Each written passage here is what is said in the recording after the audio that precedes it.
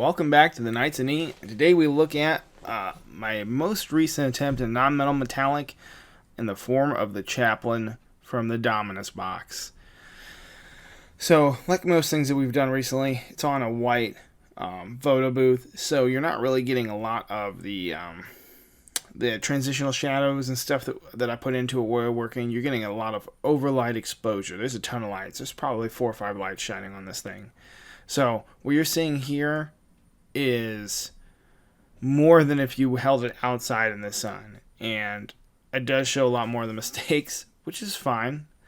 But I will say, in person, it's fantastic. It just looks so good. The thumbnail that we're going to use on here is one of the images where it's not near as oversaturated, and you can look at it in standard indoor lighting. Somewhere in the Facebook feed, there's one of it on there. I will say that we haven't been playing a lot of 40K. I mean, we really haven't been playing a lot of games at all outside of board games and video games. We haven't played a whole lot of tabletop war games recently. But I will say that I will go out of my way to use this Chaplain over the one on the bike, even though as a White Scars player, just having the one on the bike is altogether better. There's so much more you can do with it. There's so many more combinations you can have. I would almost say the Chaplain on the bike is the Smash Captain for White Scars as what the Smash Captain is for some of the other factions like Blood Angels. It's not as good because obviously you can't have Thunderhammers and stuff like that, but it is good. It is a good model. It does really good things, and it's really interesting. If you haven't sat down recently and tried to do some non-metal metallics, do it. Just try it. Like, you don't have to be the greatest painter in the world. I'm having a ton of fun picking out stuff and looking at them and taking black and white photos of them and seeing what kind of saturation and different values that we can pick out and make it better. Especially now that I have an airbrush. I'm not saying you have to have an airbrush. I made it 20 years without one. You can too. But if you are looking to take stuff further, get better lighting, get better gradients, and not have to do a ton of work, and really just be able to batch paint so fast with a couple colors and then come in and do out the individual details, I highly recommend an airbrush. It's great. It has its ups and downs, the cleaning time and stuff like that. Nothing's ever like what people tell you. There's a lot you're going to pick up as you're learning and doing it, but I will say that it definitely helps, and I used it to start out here with the blacks and raising some to high gray. It just looks phenomenal in person, and it looks good here. It's not bad at all. It just looks so much better in person.